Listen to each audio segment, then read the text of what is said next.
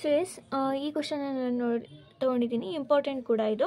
Solve the system of linear congruence. ಇಲ್ಲಿ ನೋಡ್ಬೋದು ನೀವು 3 ಕಾಂಗ್ರುಯೆನ್ಸನ್ನು ಕೊಟ್ಟಿದ್ದಾರೆ. ಲೀನಿಯರ್ ಕಾಂಗ್ರುಯೆನ್ಸ್ ಅಂತ ಏನು ಕೇಳ್ತಿದ್ದೀನಿ ನನಗೆ ಗೊತ್ತು. ಇನ್ ಜನರಲ್ ಲೀನಿಯರ್ ಕಾಂಗ್ರುಯೆನ್ಸ್ ಯಾವ ಫಾರ್ಮೆಟಲ್ಲಿರುತ್ತೆ? AX is congruent to B mod M, right.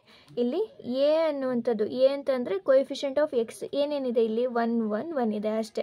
But ಇದೇ ಫಾರ್ಮೆಟಲ್ಲಿ ಇದೆ. ದೇರ್ಫೋರ್ ಒಂದು ಲೀನಿಯರ್ ಕಾಂಗ್ರುಯೆನ್ಸನ್ನೇ ನಾವು ಸಾಲ್ವ್ ಮಾಡಬೇಕು. ಸಿಸ್ಟಮ್ ಅಂತ ಏನು ಕೊಟ್ಟಿದ್ದೀನಿ ಅಂತಂದರೆ, ಸಿಸ್ಟಮ್ ಅಂತ ಏನು ಕೇಳ್ತಿದ್ದಾರೆ ಅಂತ ಅಂದರೆ ಒಂದಕ್ಕಿಂತ ಜಾಸ್ತಿ ಕಾಂಗ್ರುಯೆನ್ಸನ್ನು ಕೊಟ್ಟಿದ್ದಾರೆ. ದೇರ್ಫೋರ್ ಒಂದು ಸಿಸ್ಟಮನ್ನು ಅವರು ಕೊಡ್ತಿದ್ದಾರೆ. ಅದಕ್ಕೆ ನಾವು ರಿಮೈಂಡರನ್ನು ಫೈಂಡ್ ಔಟ್ ಮಾಡಬೇಕಾಗುತ್ತೆ using Chinese remainder theorem. So ಈ ರೀತಿ ಅವ್ರು ಕೇಳಿದ್ದಾರೆ. ಸೊ ಹೇಗೆ ಸಾಲ್ವ್ ಮಾಡೋದು? Solution.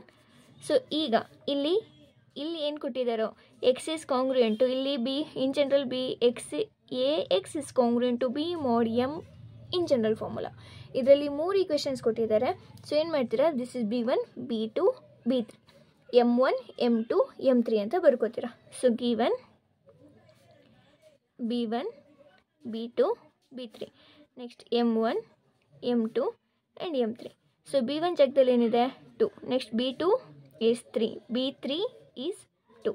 Next M1 is 3, M2 is 5 and M3 is 7. Okay, ಇದು ಫಸ್ಟ್ ಸ್ಟೆಪ್. ಇಲ್ಲಿ ನಮಗೆ ಚೈನೀಸ್ ರಿಮೈಂಡರ್ ಥಿಯರಮಲ್ಲಿ ಮೇನ್ ಕಂಡೀಷನ್ ಏನಂತ ಅಂದರೆ GCD ಆಫ್ ಇಲ್ಲಿ M ಅಂತ ಏನು ಕೊಟ್ಟಿದ್ದಾರೆ, M1 M2 M3 ಅಂತ ಏನು ಕೊಟ್ಟಿದ್ದಾರೆ, ಯಾವುದಾದ್ರೂ 2 ಪೇರ್ಸನ್ನು ನಾವು ಚೂಸ್ ಮಾಡಿದ್ರೆ GCD ಅನ್ನುವಂಥದ್ದು 1 ಅಂತ ಬರಬೇಕು. ಅದೇ ಮೇನ್ ಕಂಡೀಷನ್ ಇದಿರೋದು. ಓಕೆ, ಸೊ ಜಸ್ಟ್ ತೋರಿಸಿದ್ರೆ ಸಾಕು. GCD ಆಫ್ ಇಲ್ಲಿ M1, M2 ಯಾವುದಾದ್ರೂ 2 ಪೇರ್ಸನ್ನು ತಗೋತಾ ಇರಬೇಕು.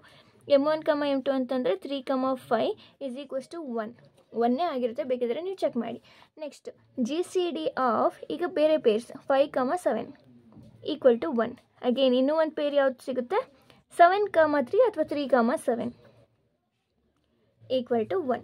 ಇದು ಕಂಡೀಷನ್. ಸೊ ಇದನ್ನು ಜಸ್ಟ್ ತೋರಿಸಿ, ಇದಕ್ಕೂ ಮಾರ್ಕ್ಸ್ ಇರುತ್ತೆ. ಫಸ್ಟ್ ಇದನ್ನು ಬರ್ಕೋತೀರಾ, ನೆಕ್ಸ್ಟ್ GCD ಅನ್ನುವಂಥದ್ದು ಎಲ್ಲ ಪೇರ್ಸಿಗೂ 1 ಅಂತ ಬರುತ್ತೆ ಅಂತ ತೋರಿಸ್ತೀರಾ. ನೆಕ್ಸ್ಟ್ ಇಲ್ಲಿಂದ ಸ್ಟೆಪ್ 1 ಸ್ಟೆಪ್ 2 ಅಂತ ಅಂದ್ಕೊಂಡೆ ಫೈಂಡ್ ಔಟ್ ಮಾಡಿ, ನಿಮಗೆ ಈಸಿ ಆಗುತ್ತೆ. ಸ್ಟೆಪ್ 1 ಏನು ಮಾಡ್ತೀರಾ? ಬಿಗ್ ಲೆಟರ್ M ಅಂತ ಫೈಂಡ್ ಔಟ್ ಮಾಡ್ತೀರಾ. Big letter M is equals to small letter M1 into M2 into M3. M1 ಅಂತಂದರೆ ಇಲ್ಲೇ ಇದೆ 3, next M2 and M3. 3 into 5 into 7, 3 into 5 into 7. Therefore M is equals to 105. Okay, ಇದು step 1 ಅಂತ ಅಂದ್ಕೊಳ್ಳಿ. Next step 2. Step 2 ಏನಂತ ಅಂದರೆ big letter M1.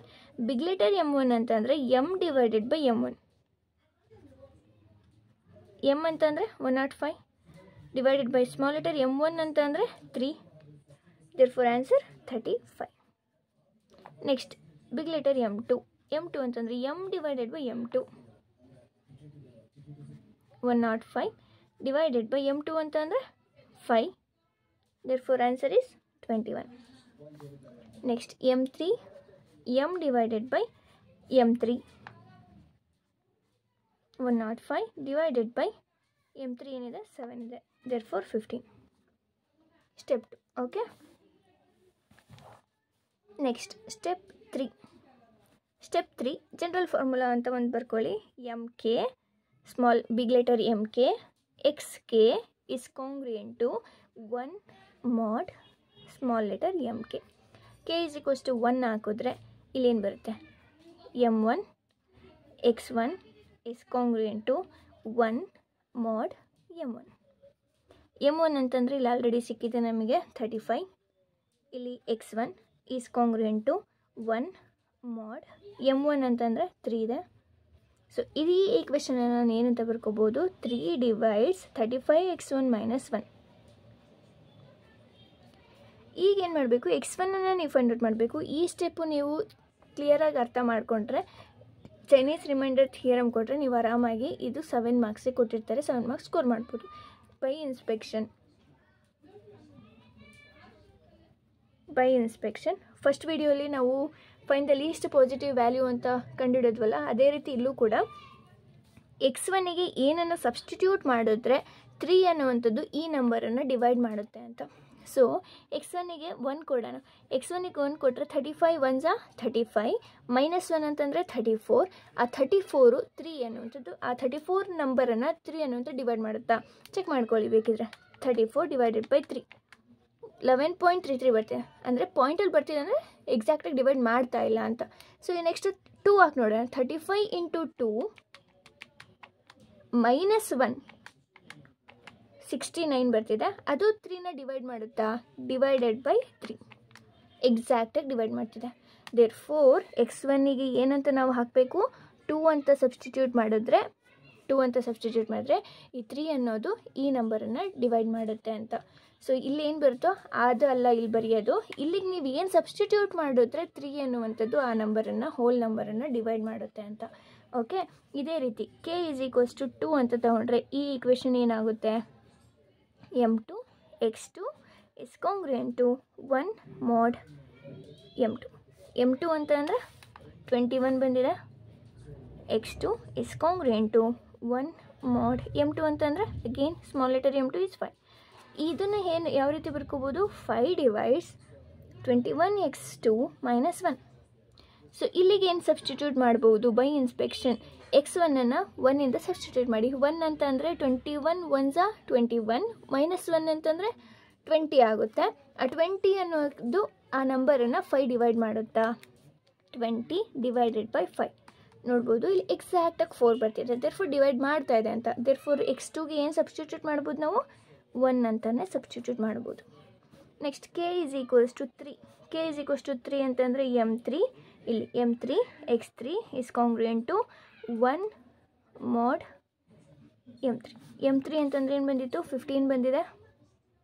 x3 is congruent to 1 mod small letter m3 7. ಇದನ್ನು ಏನಂತ ಬರೀಬೋದು, 7 divides 15x3 - 1. ಇಲ್ಲಿಗೆ ಏನು ಹಾಕ್ಬೋದು, 15 1 ಹಾಕಿದ್ರೆ 15 1 15 -1 is 14. ಆ 14ಅನ್ನು 17 ಡಿವೈಡ್ ಮಾಡುತ್ತಾ, 14 ಡಿವೈಡೆಡ್ ಬೈ 7 2 ಬರ್ತಿದೆ. ಎಕ್ಸಾಕ್ಟಾಗಿ 2 ಬರ್ತಿದೆ ಅಂತ ಡಿವೈಡ್ ಮಾಡ್ತಿದೆ ಅಂತ ಅಲ್ವಾ. Therefore x3 = 1. ಈಗ x1 x2 x3 ಸಿಕ್ತು. ಇದು ಸ್ಟೆಪ್ 3 ಅಂತ ಅನ್ಕೊಳ್ಳಿ. ಈಗ ಫೈನಲ್ ಸ್ಟೆಪ್ 4. ಸ್ಟೆಪ್ 4ಅಲ್ಲಿ ಏನಿಲ್ಲ, ಜನರಲ್ ಫಾರ್ಮುಲಾ, ಇದನ್ನು ಕರೆಕ್ಟಾಗಿ ಬರ್ಕೊಳ್ಳಿ, ಸ್ವಲ್ಪ ಮಿಸ್ ಮಾಡ್ಕೋಬೇಡಿ. Okay, x is congruent to, ಇದೇ ಫೈನಲ್ ಸೊಲ್ಯೂಷನ್ ಅಥವಾ ಫೈನಲ್ ರಿಮೈಂಡರ್ ಅಥವಾ ಯೂನಿಕ್ ಸೊಲ್ಯೂಷನ್ ಎಕ್ಸಿಸ್ಟ್ ಆಗ್ತಾ ಇದೆ ಅಂತ. ಇಲ್ಲಿ ನಾವು ಚೈನೀಸ್ ರಿಮೈಂಡರ್ ಥಿಯರಮನ್ನು ಏನಕ್ಕೆ ಯೂಸ್ ಮಾಡ್ತಿದ್ದೀವಿ ಅಂತಂದರೆ, ಒಂದು ಸಿಸ್ಟಮ್ ಆಫ್ ಲೀನಿಯರ್ ಕಾಂಗ್ರುಯೆನ್ಸ್ ಕೊಟ್ಟಿದ್ರು. ಈಗ ಇಷ್ಟು ವೀಡಿಯೋಸಲ್ಲಿ ಒಂದು ಈಕ್ವೇಷನ್, ಒಂದು ಲೀನಿಯರ್ ಕಾಂಗ್ರುಯೆನ್ಸ್ ಅಥವಾ ಒಂದು ಕಾಂಗ್ರುಯೆನ್ಸನ್ನು ಕನ್ಸಿಡರ್ ಮಾಡಿ ಅದಕ್ಕೆ ಸೊಲ್ಯೂಷನ್ಸನ್ನು ಫೈಂಡ್ ಔಟ್ ಮಾಡ್ತಿದ್ವಿ. ಈ ಒಂದು ಕಾನ್ಸೆಪ್ಟಲ್ಲಿ 3 ಅಥವಾ 4 ಅಥವಾ 2 ಮೋರ್ ದೆನ್ 1 ಈಕ್ವೇಷನ್ ಕೊಟ್ಟಿದ್ರೂ ಸಹ ಒಂದು ಯೂನಿಕ್ ಸೊಲ್ಯೂಷನ್ ಎಕ್ಸಿಸ್ಟ್ ಆಗುತ್ತೆ ಅನ್ನೋದು. ಓಕೆ, ಸೊ ಇದು ಸೊಲ್ಯೂಷನ್ ಯಾವ ಫಾರ್ಮೆಟಲ್ಲಿರುತ್ತೆ ಅಂದರೆ, x is congruent to b1 m1 x1 plus b2 m2 x2 plus b3 m3 x3 mod m. ಇದು ಈಕ್ವೇಷನ್ನು. ಎಕ್ಸ್ b1 ಅಂತ ಅಂದರೆ 2, m1 ಅಂತ ಅಂದರೆ 35, x1 ಅಂತ ಅಂದರೆ 2. 2 × 35 × 2 ಈ ರೀತಿ ಮಾಡಬೇಕು. ಸೊ 140 ಬರುತ್ತೆ ನಿಮಗೆ. Plus b2 × m2 × x2, b2 × m2 × x2, 3 × 21 × 1 63 ಬರುತ್ತೆ. Plus b3 × m3 × x3, 2 × 15 × 1 that is 30. Next ಈ ಕಡೆ ಸೇಮ್ ಇರುತ್ತೆ. mod m ಅಂತಂದರೆ 105. ಸೊ ಈಗ ಇದೇನಾಗುತ್ತೆ, ಇದು ಹೋಲ್ ಏನಾಗುತ್ತೆ ಅಂದರೆ 233 mod 105. ಇಲ್ಲಿಗೆ ಸ್ಟಾಪ್ ಮಾಡ್ಬೋದಾ, ಇಲ್ಲ. ಯಾಕೆ ಅಂತಂದರೆ ಇಲ್ಲಿ ಏನು ನಂಬರ್ ಇರುತ್ತೋ ಅದಕ್ಕಿಂತ ಕಮ್ಮಿ ಇರಬೇಕಿಲ್ಲಿ. ಸೊ ಒಂದು ಸತಿ ಡಿವೈಡ್ ಮಾಡಬೇಕು. 105 ಡಿವೈಡ್ಸ್ 233 ಏನಾಗುತ್ತೆ ಈಗ, ಇದನ್ನು ನೀವು ಇದರಲ್ಲಿ ನೋಡ್ಕೋಬೋದು. 233 divided by 105 which is equals to, ಇಲ್ಲಿ 2 ಇಂದ ಮಾಡಿ ಅಂತ ಹೇಳ್ತಿದ್ದಾರೆ. 2 ಇಂದ ಮಲ್ಟಿಪ್ಲೈ ಮಾಡಬೇಕಂತೆ. 2 ಪಾಯಿಂಟ್ ಸಮಥಿಂಗ್ ಬರ್ತಿದೆ. ಪಾಯಿಂಟ್ ಆದಮೇಲೆ ಏನಿದೆಯೋ ಅದು ಬೇಡ, 2 ಪಾಯಿಂಟ್ ಸಮಥಿಂಗ್ ಅದು 2 ಬರ್ಕೊಳ್ಳಿ. ನೆಕ್ಸ್ಟ್ 105 × 2, 105 × 2, 2 10. ದೇರ್ಫೋರ್ ರಿಮೈಂಡರ್ ಏನು ಬರುತ್ತೆ, 23. ಈ 23ನ 233ಗೆ ರೀಪ್ಲೇಸ್ ಮಾಡಬೇಕು. ಹಿಯರ್ 23 mod 105 ಇದೇ ಒಂದು ಸೊಲ್ಯೂಷನ್. ಇಷ್ಟೇ. ಸೊ ಸ್ಟೆಪ್ ವೈಸ್ ನೋಡ್ಕೊಳ್ಳಿ. ಚೈನೀಸ್ ರಿಮೈಂಡರ್ ಥಿಯರಮ್ ಅಂತಲೇ ಅವರು ನೇಮ್ ಇಟ್ಕೊಂಡು ಕೇಳ್ತಾರೆ ಸಾಲ್ವ್ ಮಾಡಿ ಅಂತ. ಆವಾಗ B1 B2 B3 ಅಂತಂದ್ರೇನು, M1 M2 M3 ಅಂತಂದ್ರೇನು ಅಂತ ಬರ್ಕೋತೀರಾ. ನೆಕ್ಸ್ಟ್ GCDಯನ್ನು ನೀವು ತೋರಿಸಲೇಬೇಕು, ಅದಕ್ಕೆ 1 ಮಾರ್ಕ್ಸ್ ಇರುತ್ತೆ. ಸೊ GCD ಎಲ್ಲದಕ್ಕೂ 1 ಆಗಿರುತ್ತೆ ಅಂತ ತೋರಿಸಿ. Next step wise step 4 steps ಇರೋದು. Step 1 big letter M1 find out ಮಾಡ್ಕೋತೀರಾ. Step 2 big letter M1 M2 M3 find out ಮಾಡ್ಕೋತೀರಾ. ಸ್ಟೆಪ್ 3 ಈ ಫಾರ್ಮುಲಾ ಬರ್ಕೋತೀರಾ. ಸ್ಟೆಪ್ 4 ಈ ಫಾರ್ಮುಲಾ ಬರ್ಕೊಂಡು ಸಾಲ್ವ್ ಮಾಡ್ತೀರಾ. ಇಷ್ಟೇ. ಮೇನಾಗಿ ಏನಂತ ಅಂದರೆ ಇಲ್ಲಿ by inspection X1 X2 X3 ಏನು ಫೈಂಡ್ ಔಟ್ ಮಾಡ್ತೀರಾ ಅದು ಅಲ್ಲಿ ಕನ್ಫ್ಯೂಷನ್ ಆಗಕ್ಕೆ ಹೋಗ್ಬೇಡಿ. ಓಕೆ. ಸೊ ಇಂಪಾರ್ಟೆಂಟ್ ಕ್ವಶನ್ಸ್ ಸಹ ಇದು. ಬೇರೆ ಯಾವುದಾದ್ರೂ ಕ್ವಶನ್ಸನ್ನು ಸಾಲ್ವ್ ಮಾಡಬೇಕು ಚೈನೀಸ್ ರಿಮೈಂಡರ್ ಥಿಯರಮಲ್ಲಿ ಅಂತಂದರೆ ಕಮೆಂಟ್ ಮಾಡಿ. Okay. So yes, thank you.